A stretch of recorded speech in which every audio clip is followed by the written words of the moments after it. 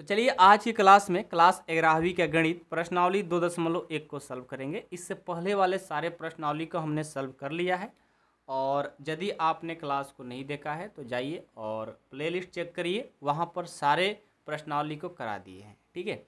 और आज का हमारा क्लास है बहुत ही मोस्ट इंपॉर्टेंट प्रश्नावली 2.1 बहुत ही इंपॉर्टेंट है। क्यों इंपॉर्टेंट है? ये हमारा क्लास 12वीं में काम में आएगा। इसमें सारे क्वेश्चन मोस्ट इम्पॉर्टेंट है, इसलिए ध्यान से आज की क्लास को आपको देखना है। और संबंध और फलन क्लास 12वीं के लिए बहुत मोस्ट इम्पॉर्टेंट हो जाता है। 11th में थोड़ा आसान है, 12 में कठिन होता है। कठिन क्यों होता है? जो बच्चे 11 का क्वेश्चन नहीं करते ना, उनके लिए 12 में क्या होता है, कठिन होता है। बाकी यहाँ पर 2.1 के लिए, क्लास 11वीं के लिए ईजी है। ठीक है, बहुत आसान है, बस ध्यान से आपको देखना है, अच्छे से पढ़ाई करते रहना है।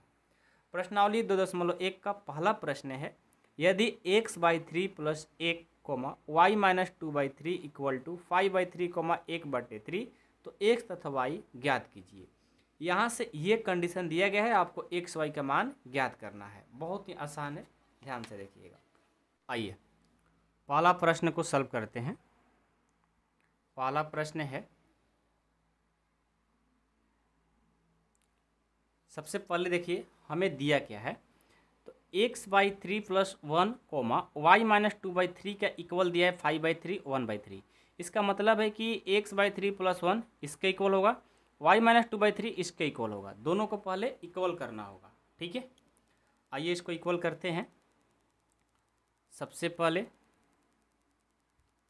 x/3 + 1 = 5/3 तथा एक बार उसको कर देंगे y वाले को, क्या है, y-2/3 = 1/3 है। ठीक है, अब एक बार x का यहाँ से मान निकाल लेंगे, एक बार y का। चलिए यहाँ से इसको करते हैं। तो x/3 = 5/3, ये प्लस इधर जाएगा तो माइनस हो जाएगा। यहाँ से x/3 बराबर, यहाँ कुछ नहीं तो हम 1 दे सकते हैं। 3 और 1 का एलसीएम कितना होगा, 3।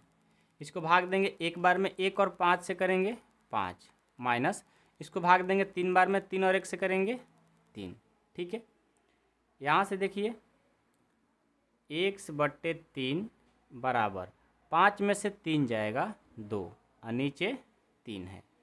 अब यहाँ से x का मान निकालना है तो क्रॉस मल्टीप्लिकेशन कर देंगे, तिरछा तिरछी गुना। 3 को x से गुना करेंगे तो ये 3x हो जाएगा, बराबर 3 को 2 से करेंगे ये 6 हो जाएगा।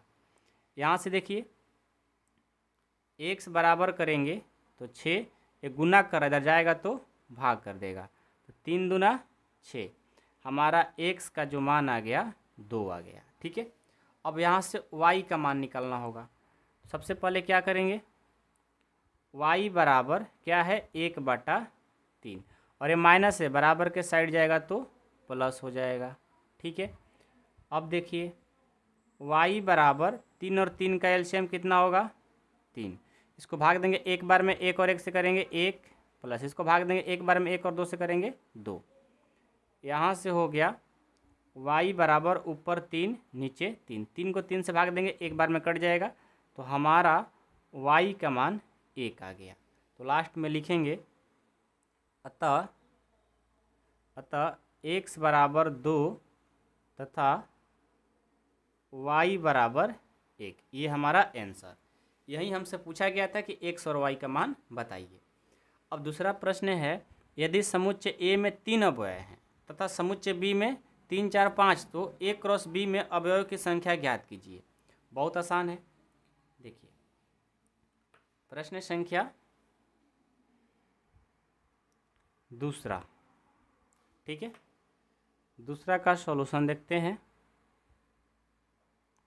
सबसे पहले हमें number of A, number N, A मतलब क्या हुआ, नंबर ऑफ मतलब संख्या ए, इसको इंग्लिश में नंबर ऑफ ए बोलते हैं। नंबर ऑफ ए कितना है, आपको 3 दिया है, अपने किताब में देख सकते हो। ठीक है, देख लो भाई, नंबर ऑफ ए में कितना, 3 है। बी में कितना दिया है, बी में दिया है, कितना दिया है, 3, 4, 5, 3, 4, 5।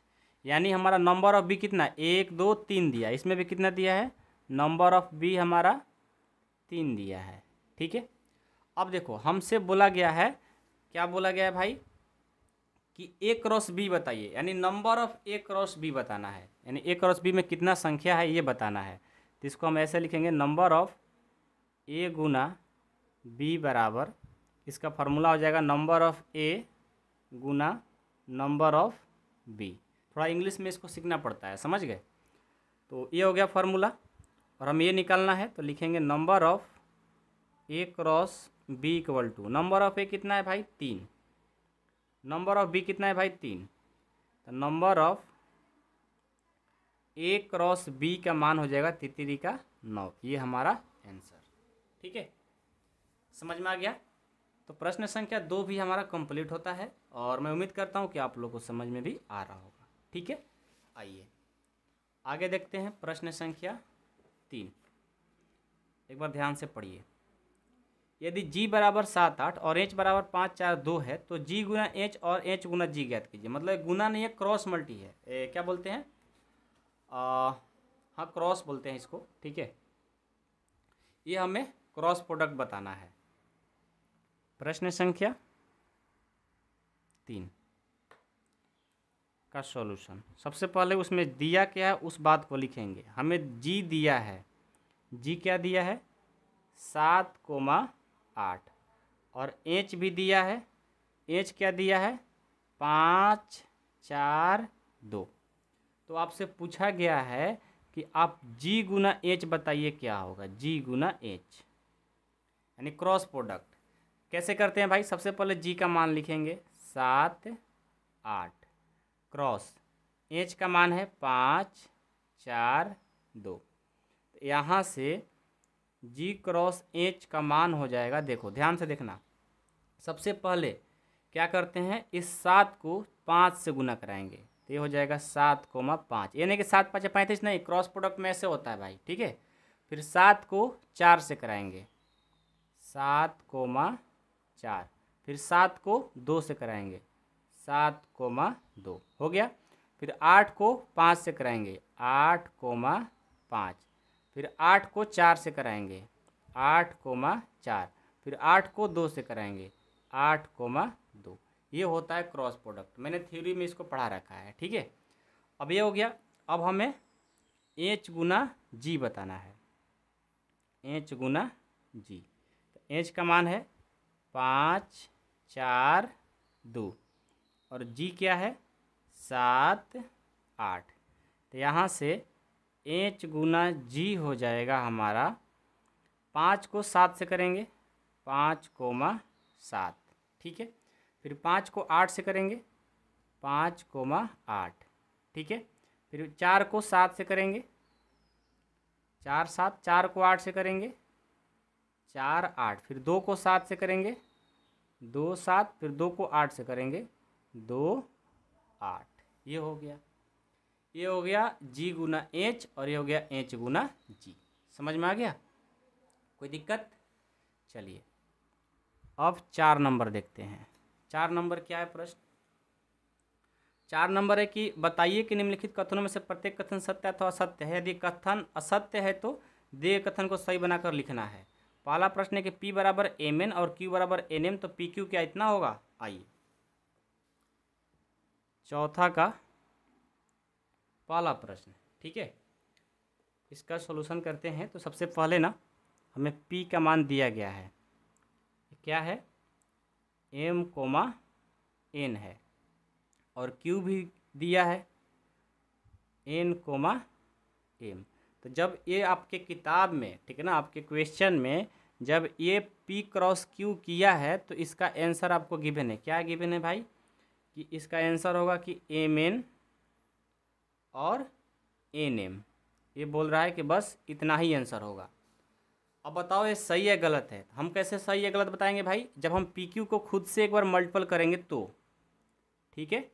तो देखो P है mn क्रॉस Q है n, m। अब इसको क्रॉस कराओ तो P क्रॉस Q से ये हो जाएगा, m को n से करेंगे m n हो जाएगा, एम को एम से करेंगे, एम कोमा एम हो जाएगा। फिर एन को एन से कराएंगे, एन कोमा एन होगा। फिर एन को एम से कराएंगे, एन कोमा एम होगा। यानी आंसर सही जो होगा ये होगा। जो आपके किताब में पी क्रॉस क्यू गिवन है, दिया हुआ है, वो गलत है, सही ये आंसर होगा। तो फिर हम क्या बोलेंगे, इसको असत्य बोल देंगे यहीं पर, असत्य। जब यह असत्य था तो मैंने असत्य बता दिया और उसके बाद मैंने इसको सही किया। ठीक है, समझ में आ गया? कोई दिक्कत है किसी को? नहीं ना? चलिए अब इसका दूसरा प्रश्न देखेंगे। दूसरा क्या है, ये बोला है यदि ए और बी अरिक्त समुच्चय है तो A cross B क्रमित युग्मों x Y का एक अरिक्त समुच्चय है इस प्रकार की एक्स बिलोंग कर रहा है ए में, वाई बिलोंग कर रहा है बी में। ठीक है, तो देखिए ये सीधा ऐसे ही दिख रहा है, यदि ए और बी अरिक्त समुच्चय है मतलब इसमें कुछ ना कुछ है, तो ए क्रॉस बी क्रमित युग्मों का एक्स वाई का एक अरिक्त समुच्चय है। बोल रहा है कि अरिक्त समुच्चय हो गया, और इस प्रकार ये दिया है एक्स कि एक्स जो है ना ए में है और वाई भी बी में है। कभी अरिक्त हो सकता है? नहीं हो सकता। यानी ये बिल्कुल गलत दिया गया है, इसको ज़्यादा कुछ करने की जरूरत नहीं है, आप असत्य लिख दो।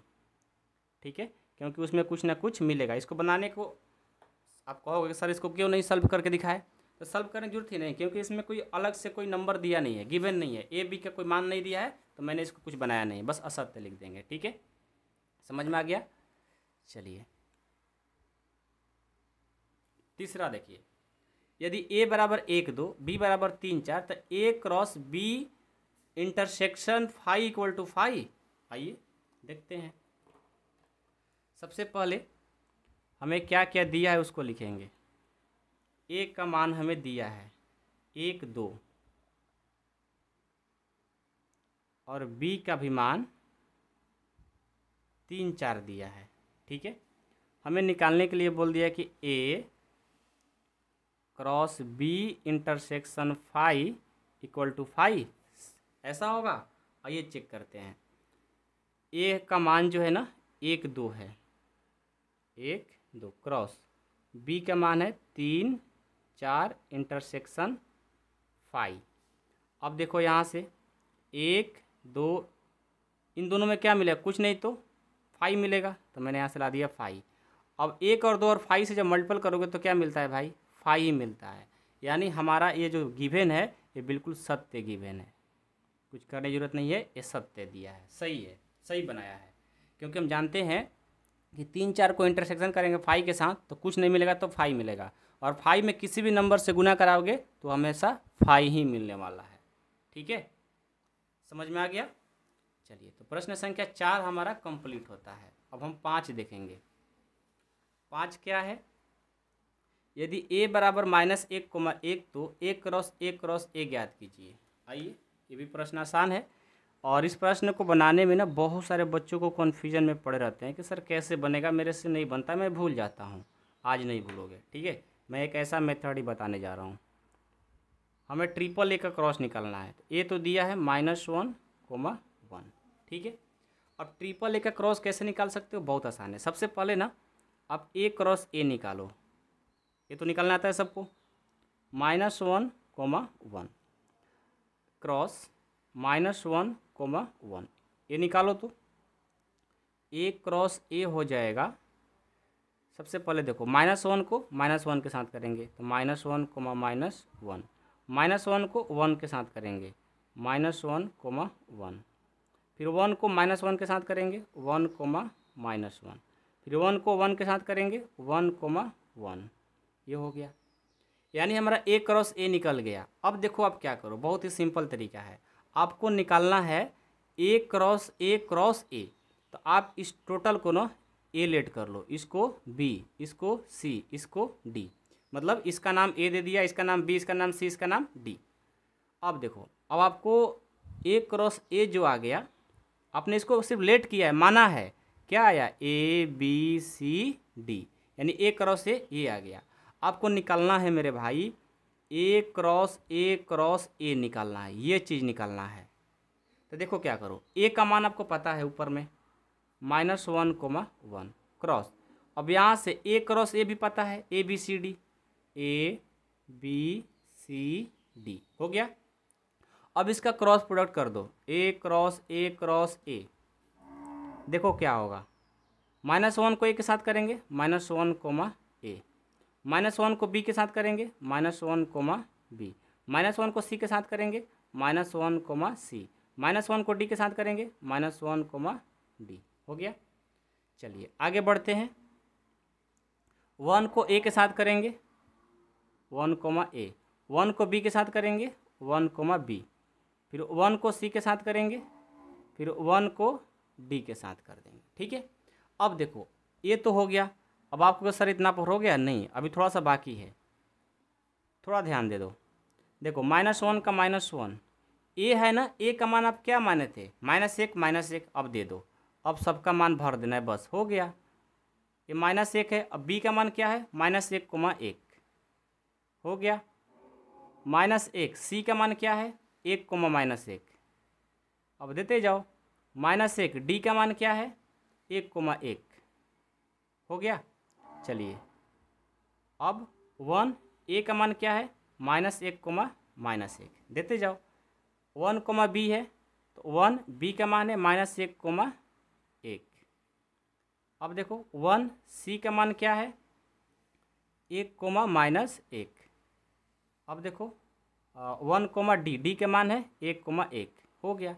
देखो ए क्रॉस ए का मान निकालना बहुत आसान है, बस आप ट्रिक अपना लेना। ठीक है, उसके बाद आप कोई भूल ही नहीं पाओगे, है ना आसान। इस मेथड से आसान हो गया कि नहीं हो गया? नहीं तो आप कन्फ्यूजन में पड़ जाते हो कि सर कैसे करें कैसे करें। ठीक है, लेकिन इस मेथड से बनाओगे तो बहुत जल्दी बन जाएगा मेरे भाई। ठीक है, चलो जी 6 नंबर देखते हैं। 6 नंबर प्रश्न क्या है? यदि ए क्रॉस ए बराबर A comma X, A comma Y, B comma X, B comma Y, तो ए और बी ज्ञात करना है। इसमें कुछ नहीं है, बहुत आसान है। आपको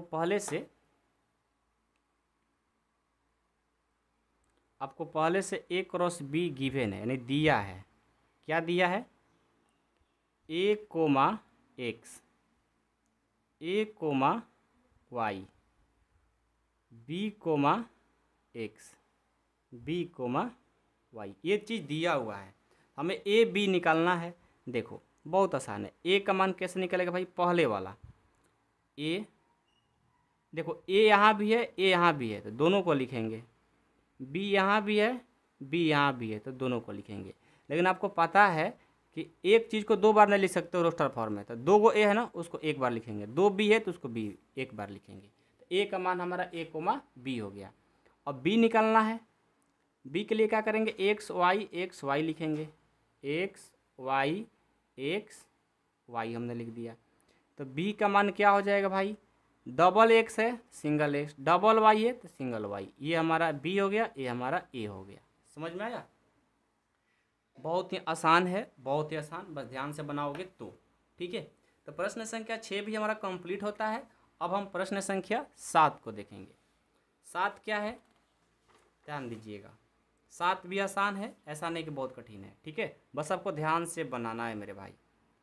मान लीजिए कि ए बराबर 1 2, बी बराबर 1 2 3 4, सी बराबर 5 6, तो डी बराबर इतना। तो सत्यापित कीजिए कि A cross B intersection C बराबर A cross B intersection A cross सी।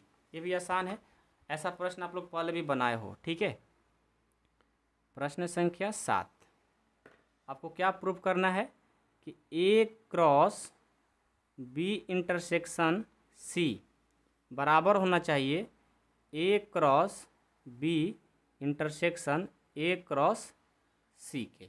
ठीक है, तो देखो सबसे पहले ना हमें इसमें क्या क्या ज़रूरत पड़ रहा है। हमें सबसे पहले तो बी इंटरसेक्शन सी की ज़रूरत है और ए इंटरसेक्शन बी और ए इंटरसेक्शन सी की ज़रूरत है। तो इनका मान हम पहले ही निकाल लेते हैं। निकाल लेंगे तो लास्ट में थोड़ा आसान रहेगा, नहीं तो साथ साथ में बना सकते हो। ऐसा कर लो, ये होता है LHS और ये होता है RHS। ठीक है, मैं सबसे पहले क्या करता हूँ, यहाँ सॉल्यूशन लिख लो। मैं सबसे पहले LHS से चलता हूँ। LHS से क्या है? LHS ए क्रॉस बी इंटरसेक्शन सी। ठीक है ना? तो देखो अब हम क्या करते हैं, ए का जो मान है ना उसको लिखेंगे। ए का मान आपको क्या दिया है? देखिए ए का मान 1 2, 1 2। क्रॉस बी का मान क्या दिया है 1 2 3 4, 1 2 3 4 इंटरसेक्शन सी का मान क्या दिया है 5,6, 5,6। ठीक है, तो यहाँ से इसका मान निकालते हैं तो 1,2 क्रॉस इन दोनों में कुछ मिल रहा है क्या? कुछ नहीं मिल रहा है। जब कुछ नहीं मिलता है तो 5 मिलता है। अब 5 को किसी भी नंबर से गुना कराओगे ना वो 5 ही होगा। क्या होगा? 5 ही होगा। यानी कुछ नहीं मिला। LHS में हमें 5 मिल गया। अब हम चलते हैं RHS से।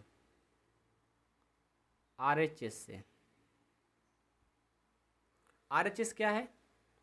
RHS है A cross B intersection A cross C।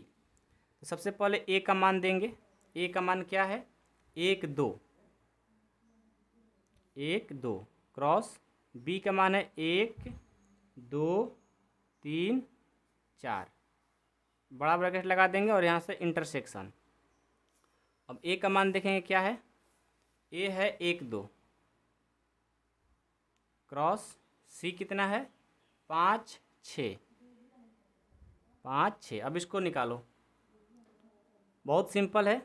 सबसे पहले 1 को 1 के साथ करेंगे 1,1, फिर 1 को 2 के साथ करेंगे 1 2, 1 को 3 के साथ करेंगे 1 3, फिर 1 को 4 के साथ करेंगे। ठीक है, फिर 2 को 1 के साथ करेंगे 2,1, फिर 2 को 2 के साथ, फिर 2 को 3 के साथ, फिर 2 को 4 के साथ। ये मैंने कर लिया। इंटरसेक्शन है तो इंटरसेक्शन। अब 1 को 5 के साथ, फिर 1 को 6 के साथ, फिर 2 को 5 के साथ, फिर 2 को 6 के साथ। ठीक है, अब देखो इंटरसेक्शन लगा है मतलब दोनों में जो कॉमन मिलेगा उसी को लिखना है। तो यहाँ पर आप ध्यान से देखो, एक भी कोई कॉमन नहीं है, दोनों में कोई मिल नहीं रहा है। जब कुछ नहीं मिलता है तो 5 बोल देते हैं, यानी कुछ नहीं मिल रहा है तो 5। अब LHS में भी 5 आया है, RHS में भी 5 आया है, यानी दोनों हमारा क्या है? इक्वल है।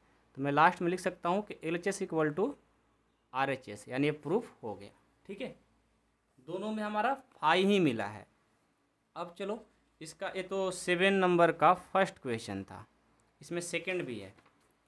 सेकंड क्वेश्चन क्या है कि A cross C B cross D का एक उप समुच्चय है। आइए पहले आपको A क्रॉस C फाइंड करना होगा, फिर B क्रॉस D भी फाइंड करना होगा। इसका सेकंड सबसे पहले हम फाइंड करते हैं A क्रॉस C। ठीक है, तो A का है 1 2 और C है 5,6। इसका निकालते हैं क्रॉस C, तो क्या होगा? ये हो जाएगा 1 को 5 के साथ 1,5, फिर 1 को 6 के साथ, फिर 2 को 5 के साथ, फिर 2 को 6 के साथ। हमारा A क्रॉस C आ गया। अब निकालेंगे B cross D। B cross D, B का मान है 1 2 3 4 और D क्या है भाई? D है 5 6 7 8, 5 6 7 8। अब इसको करो।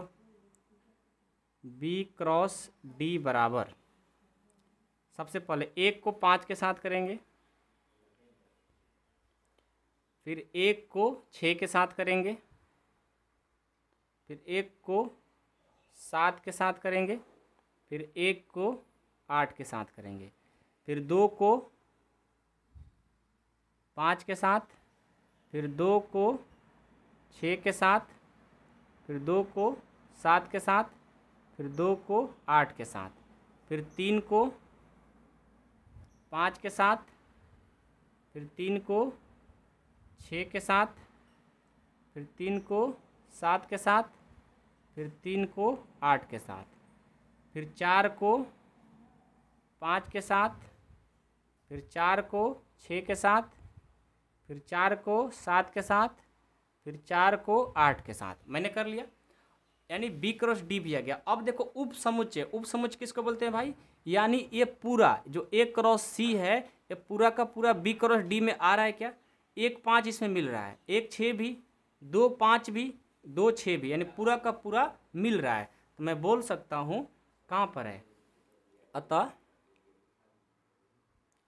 ए क्रॉस सी उप समुच्चय है बी क्रॉस डी के। ये हमारा आंसर हो गया। ठीक है, तो प्रश्न संख्या 7 हमारा कंप्लीट हो गया। समझ में आया? किसी कोई दिक्कत तो नहीं है? चलिए अब एक अगला प्रश्न है।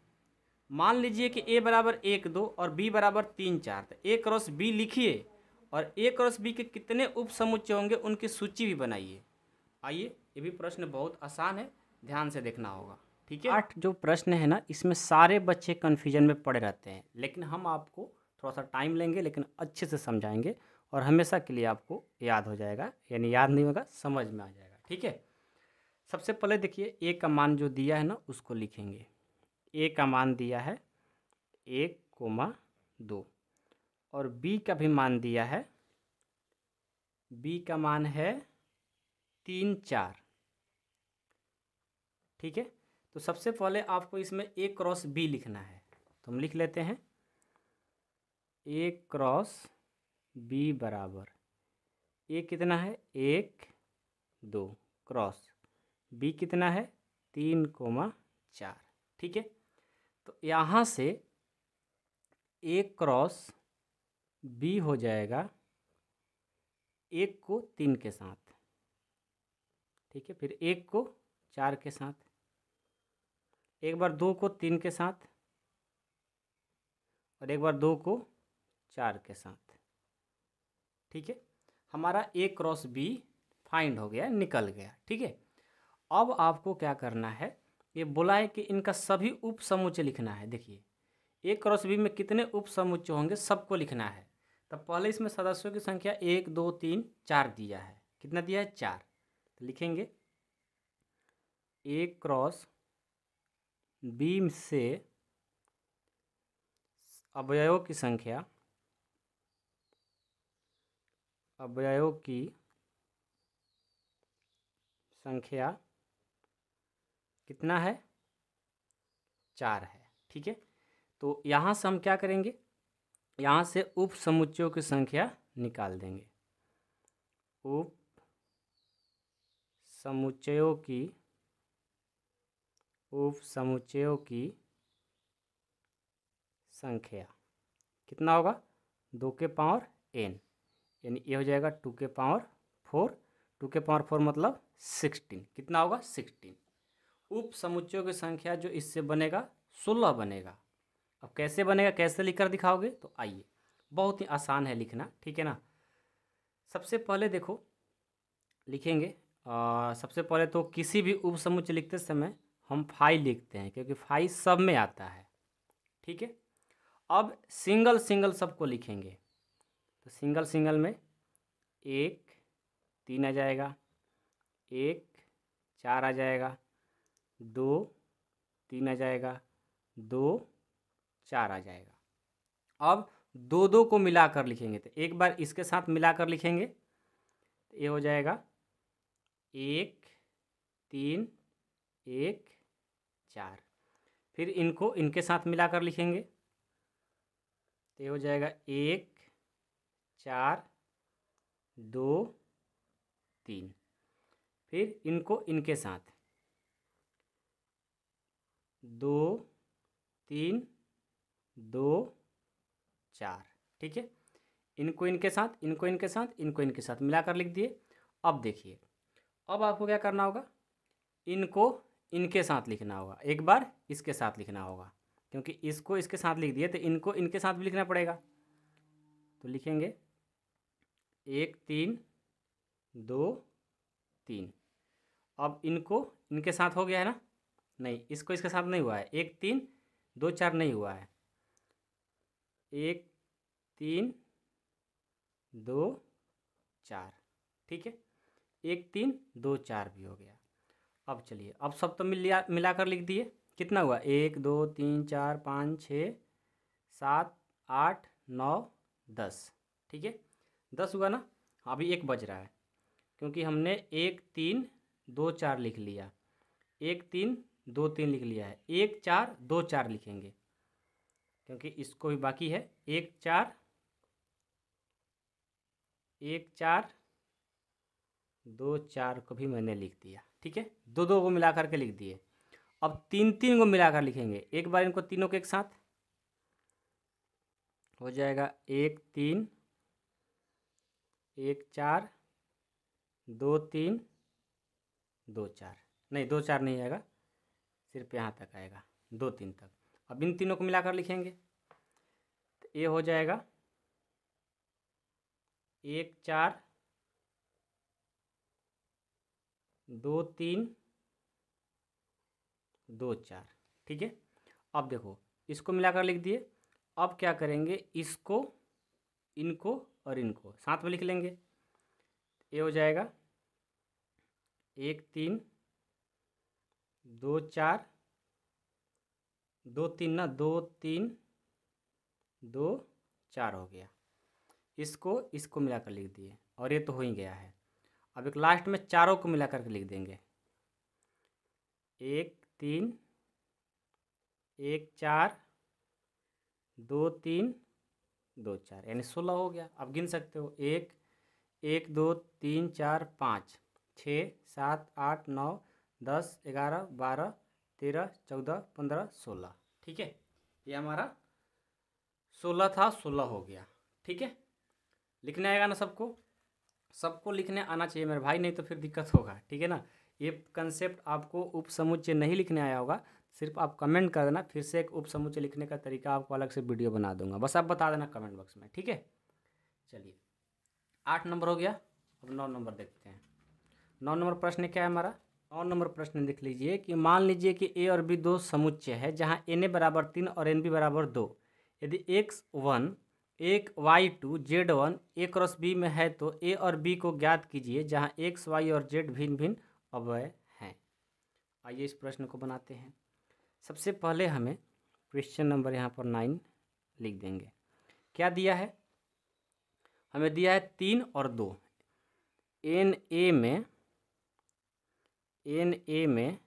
3 दिया है और एन बी में 2 दिया है। ठीक है, अब यहाँ से क्या करेंगे, हमारा जो सदस्य दिया है, क्या दिया है यहाँ पर देखो, ए क्रॉस बी में, ये जो है ना ए क्रॉस बी में है। ठीक है, तो यहाँ से लिखेंगे, क्या लिखेंगे भाई, जिसमें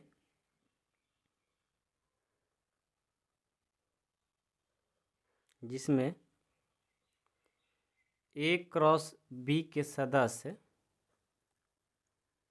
ए क्रॉस बी के सदस्य क्या है, x,1 y,2 और z,1 ये हमें दिया हुआ है। ठीक है, तो सबसे पहले हम क्या करते हैं कि इसमें बोला है कि ए और बी ज्ञात कीजिए। ए और बी तो हम ज्ञात करेंगे, लेकिन उससे पहले हम number of A cross B निकाल लेते हैं।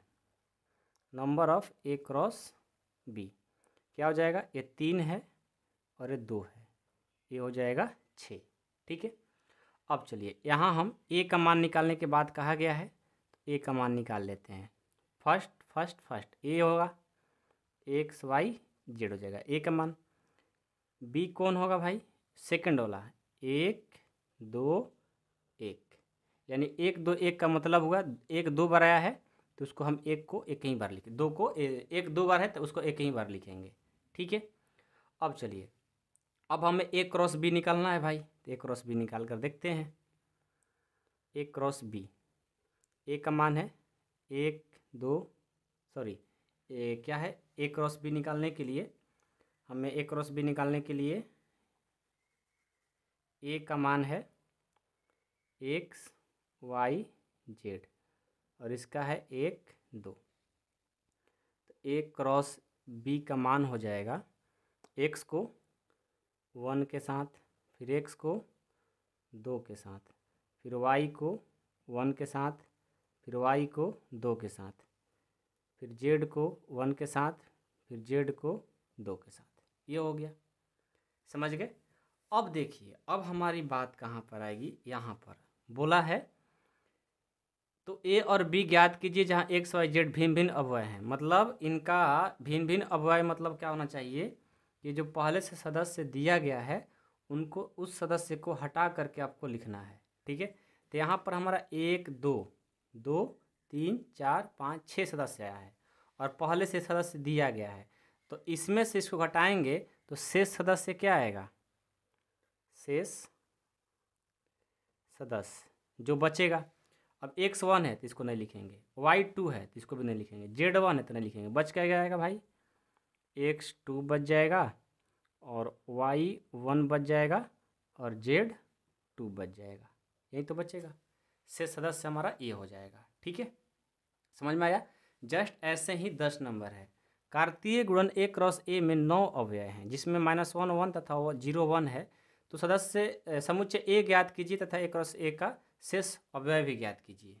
2 दिया है और शेष अव्यय बताना है। देखिए 10 नंबर, सबसे पहले हमें दिया है number of a cross a बराबर 9। ठीक है, इसमें 2 सदस्य दिया है, लिखेंगे जिनमें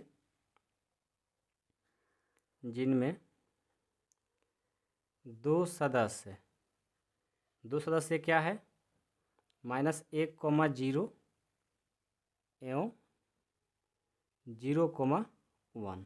ठीक है, तो a बराबर कितना हो जाएगा, -1, 0, 1। ठीक है, तो यहाँ से a का मान आ गया ना, तो अब हमें क्या निकालना है, a क्रॉस a निकालना है। यहीं बोला है ना, a क्रॉस a निकालिए। आइए, a का मान -1, 0, 1 है और यहाँ से -1, 0, 1 है, तो a क्रॉस a का मान हो जाएगा -1 को -1 के साथ, फिर -1 को 0 के साथ, -1 को 1 के साथ, फिर 0 को -1 के साथ, 0 को -1 के साथ, फिर 0 को 0 के साथ, फिर 0 को 1 के साथ, फिर 1 को -1 के साथ, 1 को 0 के साथ, 1 को 1 के साथ। ठीक है, अब चलिए शेष सदस्य का बात किया है, मतलब इसको घटा करके जो बचेगा, शेष सदस्य क्या बचेगा, -1 और 0 को छोड़ करके, -1 0 इसको छोड़ दो और 0 और 1 छोड़ दो, 0 और 1 इन दोनों को छोड़ करके बाकी सब लिख लो।